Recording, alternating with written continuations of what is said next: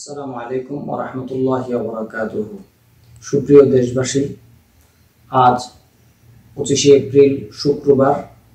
আপনারা সকলেই জানেন যে আগামীকাল 26শে এপ্রিল শনিবার ঐতিহাসিক সোহরাওয়ার্দী উদ্যানে ফিলিস্তিনের নির্যাতিত নিষ্পেষিত মজলুম মুসলমানদের পক্ষে মহাসমাবেশ অনুষ্ঠিত হতে যাচ্ছে।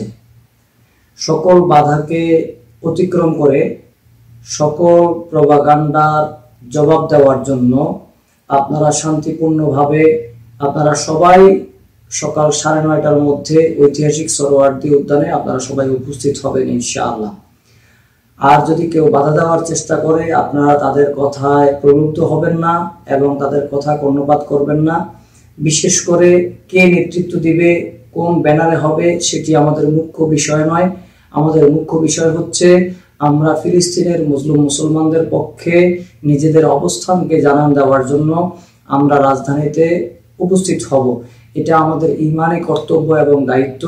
সুতরাং আমি ঐতিহাসিক সাদরা দরবার শরীফের পক্ষ থেকে দরবারের মুরিদিন মুহিব্বিন সহ সকলকে, বিশেষ করে সকল মুসলিম ভাইদেরকে উদারত আহ্বান জানাচ্ছি, আগামীকাল শনিবার সকল বাধাকে অতিক্রম করে সকল ভেদাভেদ ভুলে গিয়ে সকলে ঐক্যবদ্ধভাবে সোহরাওয়ার্দী উদ্যানে ঐক্যবদ্ধভাবে আমরা ফিলিস্তিনের পক্ষে আমাদের অবস্থানকে জানান দিয়ে আমাদের ইমানি দায়িত্ব পালন করব। সকলে ভালো থাকুন, সুস্থ থাকুন। আল্লাহ হাফেজ। আসসালামু আলাইকুম ওয়া রাহমাতুল্লাহি ওয়া বারাকাতুহু।